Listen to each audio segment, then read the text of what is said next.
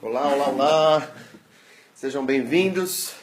Esse é o nosso DR de número 42. O Diário do Romance, a interlocução sobre um dos gêneros que é um dos gêneros mais desafiadores da literatura, que é o gênero romanesco. E em todos os nossos encontros a gente fala sobre o desenvolvimento da obra, o que falta para nascer, a obra contemplada com a Bolsa da Secretaria de Cultura do Estado de São Paulo, Bolsa de Criação Literária. Sejam muito bem-vindos. Já vejo que a gente tem 12 pessoas, 15 pessoas ao vivo. Essa DR chama Letra e Música. É uma DR que vai discutir a música na prosa. Gente, olá, olá, olá. Olá, Ariana. Olá, caminhão de mudança. Olá a todos, sejam muito bem-vindos. Gente, eu preciso dizer que eu quase perco o horário hoje, porque o que acontece é que eu comecei hoje de manhã super com vontade de montar o grupo fechado do curso de escrita criativa, do curso online de escrita criativa, onde eu reunia o pessoal das 4 turmas que eu já abri desde do final do ano passado. Foram 4 turmas, dezembro, abril, junho e agosto, né? E eu queria também editar as fotos do encontro presencial de escrita criativa. Então, passei lá, um pouco perdi a noção da hora, editando essas fotos, montei o grupo e, enfim, fui tomar um banho rapidinho e no meio do banho eu estava viajando em todas as coisas legais que aconteceram até agora e em todas as coisas legais que estão por acontecer, tanto no final desse ano quanto no ano que vem. A gente vai ter um seminário nacional de escrita criativa online, não é? A gente vai ter um ciclo de publicações, a gente vai ter o curso ano que vem, que vai abrir em fevereiro. E eu estava viajando nisso e quase perdi a noção do tempo. Estava me trocando e falei, nossa, faltam 2 minutos para começar a transmissão. Pessoal, eu não escrevi hoje de manhã, inclusive por conta disso. Vi lá, foi muito legal aquele dia. Foi muito legal aquele dia. Foi muito gostoso aquele dia. Eu vendo as fotos, de alguma maneira eu resgatei aquele momento. Os áudios para os participantes do curso estão já lá no campus virtual. Bom, mas fechando esse parênteses, porque tem muita gente que está aqui que não é do curso. Eu não quero excluir esse pessoal, tudo bom? Gente, vocês viram que o Prêmio Nobel de Literatura de 2016 não é ninguém menos que Bob Dylan. Bob Dylan, que foi um cara que conviveu com Kerouac, um cara que conviveu com Allen Ginsberg, conviveu com os beatniks da década de 60, década de 50. O Kerouac é um pouco mais antigo que o Dylan, era mais novinho. De qualquer maneira, a gente tem o Dylan participando de uma premiação que não é uma premiação de música, é uma premiação de literatura, e de alguma maneira a Academia Sueca, mais uma vez, fala um pouco de como a literatura atravessa os seus limites, né? O que é literatura, não é? Ano passado a gente teve a premiação da Svetlana, que é uma jornalista, né? Principalmente com a obra do Vozes de Chernobyl, né? Que é uma obra toda composta por relatos, ou seja, ela de alguma maneira construiu um romance, uma obra de jornalismo literário meio documental, parece um documentário com essas vozes, e ela compondo essas vozes, ela compôs um livro e foi premiada com o Nobel por conta disso. Ela passou 20 anos escrevendo esse livro, 25 anos. O livro é fortíssimo, é um dos livros mais fortes que você vai ler, se você já leu. São relatos muito fortes, muito aflitivos, que colocam um pouco essa questão do mundo nuclear na atualidade ainda, né? E nesse ano foi o Bob Dylan, foi a música, não é? O que a música tem a ver com literatura, gente? O que a música tem a ver com literatura? Bom, a música tem tudo a ver com literatura, não é? Eu acho que realmente caiu a minha ficha sobre a presença da música na literatura. Olá, Solange, Bob, muita poesia em suas letras e músicas, totalmente. Está em choque ainda, Vares, com isso? Pois é, eu mandei um e-mail para vocês, não sei se vocês viram, né? Onde eu falo um pouco, eu começo a discutir essa questão dessa presença da literatura, da música na literatura, né? Principalmente do ritmo na literatura. Estou aqui abrindo até o e-mail para ver se eu consigo encontrar aqui. Deixa eu ver aqui, o segredo da boa escrita. Bom, eu comecei a me dar conta de que a música fazia parte da literatura não escrevendo, isso que é engraçado, no trabalho de tradução, né? Para muita gente, a tradução é uma espécie de academia, né? Ginástica do... Ah, legal que você já leu, Simone. Na verdade é um texto que viralizou e eu achei que valia a pena transcrever e colocar no corpo do e-mail mesmo, para que as pessoas pudessem, de alguma maneira, ver. Mas a gente vai falar já sobre isso. No ofício da tradução, né, eu não sou formado em letras, sou formado em psicologia pela USP, depois fiz o mestrado, estou fazendo doutorado. Não sou formado em letras, né? Minha formação em letras tem a ver com a Tertúlia, que é o evento que eu criei no Sesc São Paulo, um evento realizado por mim e produzido pelo Sesc, sediado nas várias unidades do Sesc. Então a minha formação literária foi muito visceral, né? Foi escritores falando sobre a obra de autores que admiravam, né? Então essa ideia do ritmo, por exemplo, me caiu apenas quando eu comecei a traduzir livros, né? Tem um livro do Humberto Eco, acho que chama Quase a Mesma Coisa, né? É um ensaio sobre tradução, onde ele vai resgatar algumas das obras, algumas passagens do século XIX. Ele está traduzindo para o italiano uma obra, então, tem tudo a ver, né? A música e a literatura. Ele está traduzindo uma obra que deixa eu ver, é uma obra do... Gente, eu me esqueci. Mas a cena... E aí ele vai analisar, ler, reler essa obra, esse trecho, ele vai ver que esse trecho é musical. Ele não só descreve crianças andando em roda, como ele é todo musical. A estrutura em francês, porque ele traduz do francês essa obra, eu encontro para vocês e passo para vocês isso. É toda musical, né? E aí ele falou, mas como que essa musicalidade consegue ser construída, né? E como que essa musicalidade pode ser traduzida no meu idioma, né? A sorte que ele tinha, que ele estava traduzindo de um idioma latino para outro idioma latino, ou seja, os idiomas latinos são super aparentados. Olá, Daniela, tudo bom, Vicente? São super aparentados, né? Então é mais fácil, porque as palavras são parecidas, né? Mas existem alguns recursos que a gente pode utilizar, e hoje a gente vai conversar sobre isso, e que podem enriquecer a nossa prosa, né? Porque afinal de contas, quando a gente escreve, um dos indícios de que a gente está num bom caminho é que a nossa prosa começa a ser impregnada de música, de variações, de danças, né, de ritmos, né? Bem tarde, não sei exatamente, ele começou a escrever muito tarde, chama quase a mesma coisa, mas esse outro livro é um ensaio sobre tradução. O cara é um grande acadêmico, né, Ariana? É um cara que já estudava literatura muito antes de se aventurar a escrever literatura, né? Eu preciso, gente, é engraçado, eu realmente perdi a noção do tempo, então era para eu estar com um caderno aqui. Peço imensas desculpas, eu fiz mó auê para esse encontro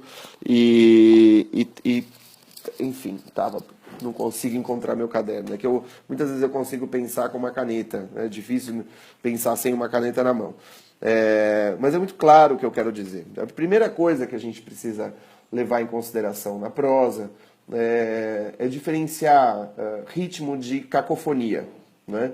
Ritmos de cacofonias. O que é cacofonia? Por exemplo, quando a gente encontra no nosso texto uma repetição um pouco irritante de ados, idos, edos, ados, né? Fulano estava consumado em seu estado de lado. Quando você vê isso, é uma cacofonia, ou seja, o sujeito está um pouco perdido na prosa dele, né? Não é à toa que nessas horas o leitor cai fora. O leitor fica desatento, fica distraído, vai fazer outra coisa.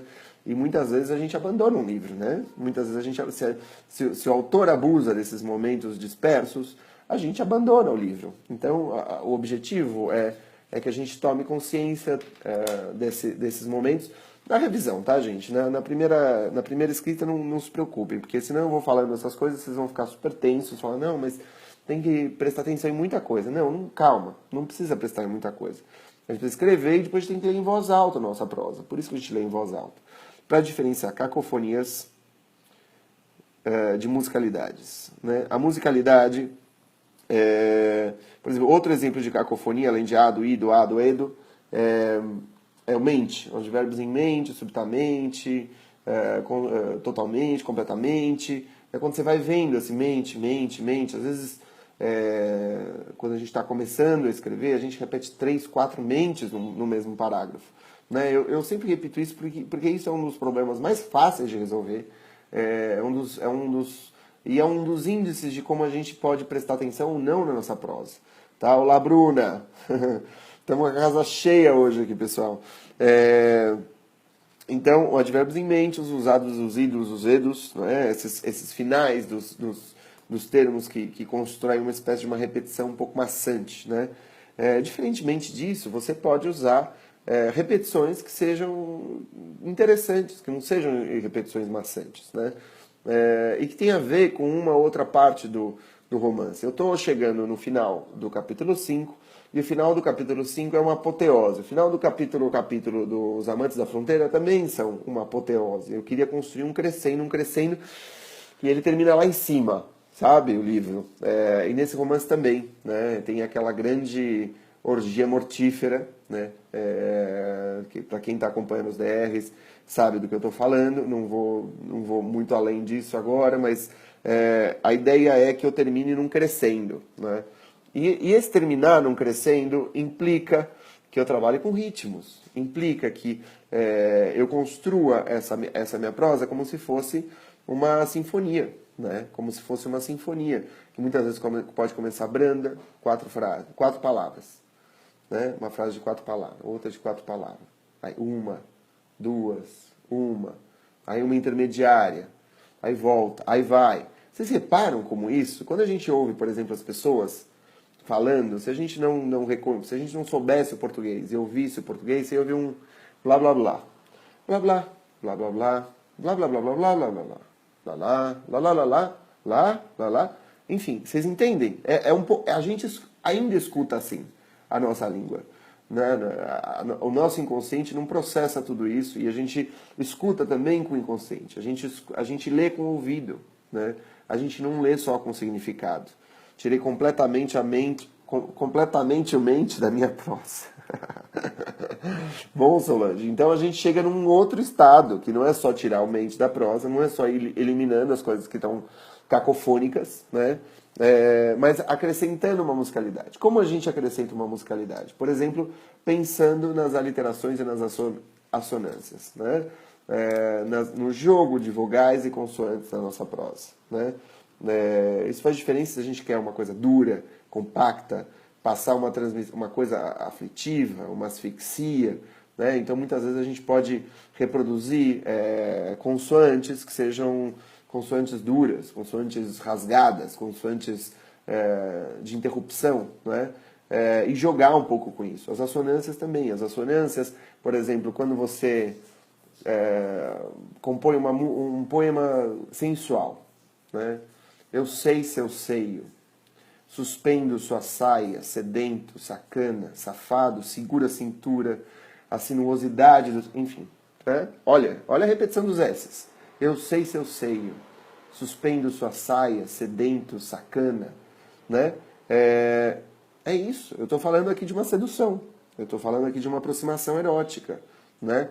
A letra, nesse sentido, a consoante, está me ajudando, porque ele é o S é sibilante, gente. O S é sibilante, não é? Olha como é muito mais legal. Olha como a gente tem recursos infinitos na nossa prosa, porque a prosa é música, né? Bob Dylan ganhou o prêmio Nobel e merecidamente ele ganhou o prêmio Nobel porque o cara é um poeta, não é? Então, você jogar com assonâncias e aliterações é um recurso poderosíssimo. Isso é um dos primeiros recursos da nossa musicalidade na prosa, das possibilidades dessa musicalidade. Por isso que a gente tem que ler poesia. a beça, os prosadores. Por isso que a gente tem que ouvir música, a beça, né? Porque a gente aprende muito com a música, né? Existe um pensamento que é musical, né? Porque quando a gente começa a escrever, a gente tem essa obrigação de escrever, então fica tudo muito duro, né? Então, quando a gente vai se sentindo mais à vontade com a nossa prosa vai ficando mais à vontade com ela própria também. Então, o que acontece? Outro recurso, segundo recurso, é o recurso que eu compartilhei. Olá, Carolina, tudo bom? É o recurso que eu compartilhei no e-mail para vocês, né? Que é o da duração das frases. Olá, Viviane. É o da duração das frases. Essa frase tem 5 palavras. É o que eu mandei para vocês por e-mail. Aqui há mais 5 palavras. Ou seja, usar 5 palavras é legal. É outra frase com 5 palavras. Mas várias juntas ficam monótonas. Olha, você está vendo o batistaca aqui das 5 palavras? Escute o que está acontecendo. A leitura se torna tediosa. O som começa a zumbir. É como um disco riscado. O ouvido pede mais variedade. É isso, o ouvido pede mais variedade. A gente lê com os ouvidos também. Tá? Agora ouça. Né? Aí você já tem Você começa um parágrafo com 2 palavras. Varia o comprimento de cada frase e cria música. Ponto. Música. Ponto. A escrita canta, tem um ritmo agradável, uma cadência, uma harmonia. Uso frases às vezes, uso frases curtas e uso frases de comprimento intermediário. E descansado, o envolvo com uma frase de comprimento considerável. Uma frase que arde com energia, que sobe com todo o ímpeto de um crescendo, do rufar dos tambores, do choque dos símbolos, sons que dizem, ouça isso, é importante. Vocês veem? O ritmo, o comprimento das frases nos ajuda a criar ritmo também. Né? Para quem lê inglês, vão no original em inglês dessa versão do Gary Provost. Né? O original em inglês é ainda melhor. A tradução não é tão boa quanto o original em inglês. Você vai ouvir muito mais música no original em inglês. Toda tradução perde música. Né? Se o tradutor não é excelente, não é? E muitas vezes quando você traduz um romance de 350 páginas, você não consegue sustentar a mesma musicalidade do autor original. Né? E por isso que nós precisamos, em muitos sentidos, ler prosa em português. Não adianta só ler em inglês, gente. Não dá conta. Porque o inglês é uma tradução. Muitas vezes a gente vai ler a tradução não vai pegar a mesma coisa. E por isso que as pessoas falam, leiam o original, porque o original tem a musicalidade. Essa musicalidade é forma, e forma é literatura. Tá? Então, o que a gente veio falando até agora das assonâncias e das aliterações? A gente está falando do comprimento das frases, né? Criando um ritmo. E, por fim, eu gostaria de destacar um terceiro elemento. Vocês estão me acompanhando, pessoal? Eu estou ouvindo uns joinhas, estou ouvindo uns ok, estou super falante hoje. A gente está no nosso DR42, a gente tem mais 3, 4, 5, a gente tem mais 3 DRs, pessoal. A gente tem mais... bom, já falo disso. Mas a sonoridade das palavras ajuda a perder o quê? Qual a sua opinião do Nobel de Literatura? Eu acho excelente o Nobel de Literatura. Eu acho, Leonardo, que a gente está vivendo numa... Ou seja, a nossa sociedade está ficando muito caretérrima, não é? Tiago, você devia ser mais neutro. Eu não devia ser mais neutro. A gente precisa se posicionar nesse mundo. E os escritores mais ainda precisam se posicionar nesse mundo. Né? Então, eu acho que premiar um Bob Dylan, que é um sujeito que saiu de casa, que pegou a estrada, que transformou a vida em poesia, é fundamental. É um cara que vem transformando a vida em poesia há mais de 50 anos, que conviveu com gente que é incrível, que se formou na estrada. Não é? A gente tem muito a aprender com o Bob Dylan. Então, eu acho que uma aluna ontem no Sesc Ipiranga falou, pô, mas... caramba, Thiago, mas a gente fica lá dando um maior trabalho, escrevendo um romance, quebrando a cabeça para escrever um romance de 400, 500 páginas. Aí o cara vai lá, faz uma música e diz tudo. E ganha um prêmio Nobel. Ela falou e diz tudo. E ganha um prêmio Nobel, eu falei, mas é justamente, né? Ganhou o prêmio Nobel porque disse tudo com música. Se você consegue dizer tudo, você ganha. Você ganha um Jabuti, você ganha um prêmio São Paulo, você ganha, né? Você toca as pessoas. Bruna, vejo isso na literatura infantil de maneira muito significativa, principalmente quando leio para os alunos suas reações imediatas quando o texto é mais sonoro. É verdade, né? A criançada pira, né? A criançada fica totalmente capturada com textos mais musicais. E nós também, nós somos crianças também no nosso ouvido, tá? Gente, eu vou destacar o último elemento da musicalidade da prosa que eu gostaria de destacar. Seria possível, na verdade, se estender aqui.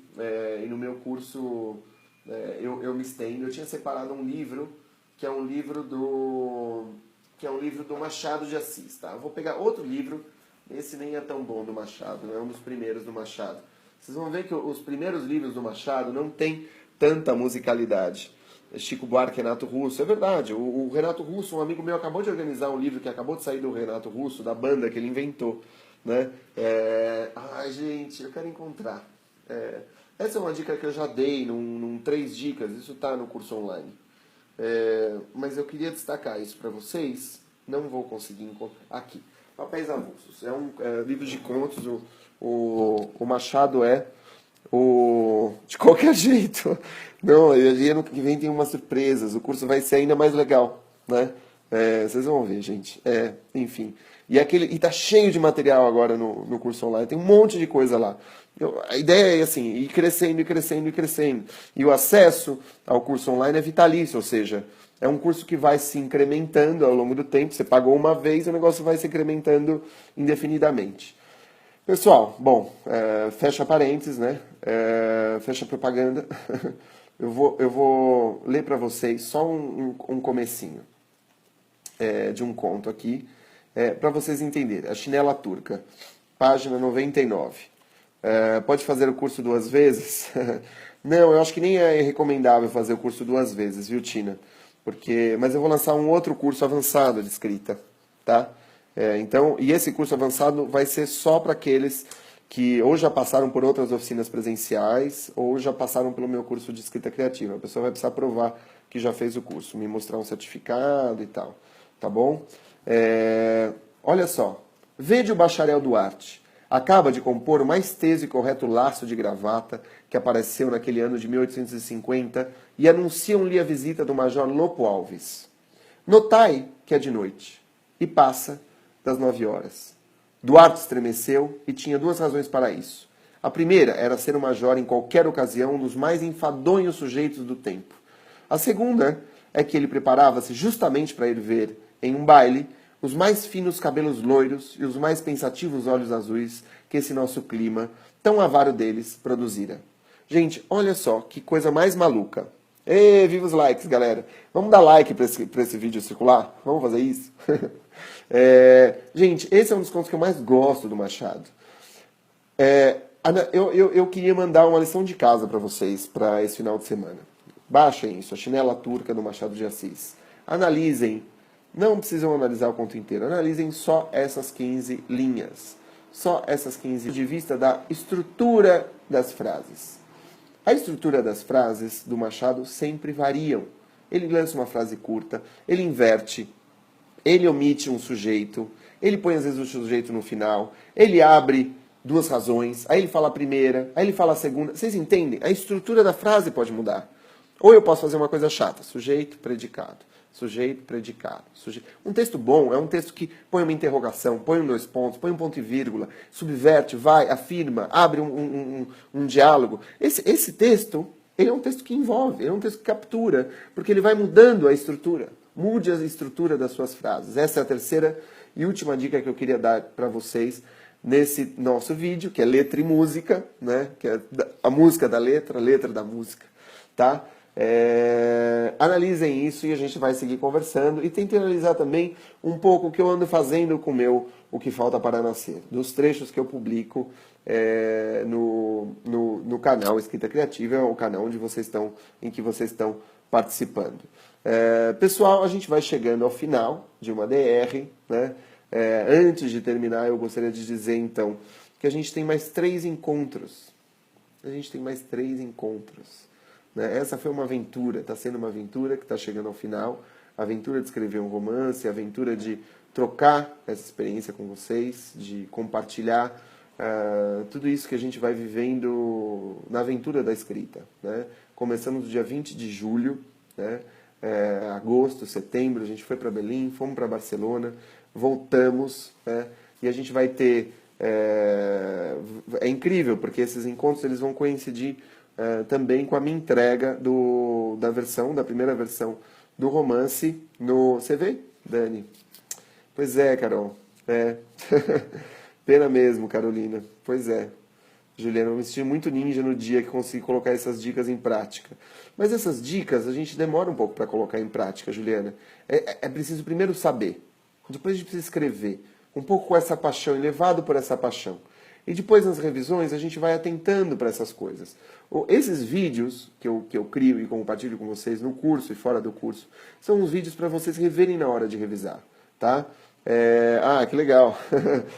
Sim, e são preciosas. Eu recebi isso e acolhi isso de uma forma preciosíssima, essas dicas, quando eu recebi. Né? Essas dicas são resultado de muito estudo, tanto na prática quanto no estudo das DRs, né? Das aulas, dos cursos que eu fazia, dessa pós que eu estou fazendo. Não é? Então, gente, a gente tem mais 3 encontros. Eu tenho que entregar o meu original no dia 28 de outubro. Né? Essa semana eu escrevi pouco, porque eu comecei 2 turmas de escrita presenciais, uma no Sesc, outra no Vera, com seus textos, suas apresentações e tal. Então, enfim, sempre que a gente viaja, a gente deixa coisas pendentes e de alguma maneira eu tinha que retomar essas coisas. Então o ritmo da escrita diminuiu, mas eu espero aproveitar o final de semana também para isso. Queridos, eu gostaria de agradecer a presença de vocês, tá bom? Olá, Ariana, DR vitalício para presidente. O DR não é vitalício, porque nada é isso. O curso é vitalício, mas o DR não é vitalício. Vamos fazer de vez em quando para matar a saudade. Carol, a gente vai ter coisas aí, tá? As surpresas elas vão seguir. Na verdade é isso. O ritmo ele tem a ver com rupturas. Então a gente precisa encerrar ciclos para começar outros. Meus queridos, muito obrigado. Eu não tenho como garantir a atenção de vocês, por isso eu me esforço para fazer valer cada minuto desses nossos encontros. Um beijo para vocês, bom final de semana. E a gente se vê na DR de número 43, na segunda-feira, às 11h30, ao vivo. Beijão. Tchau.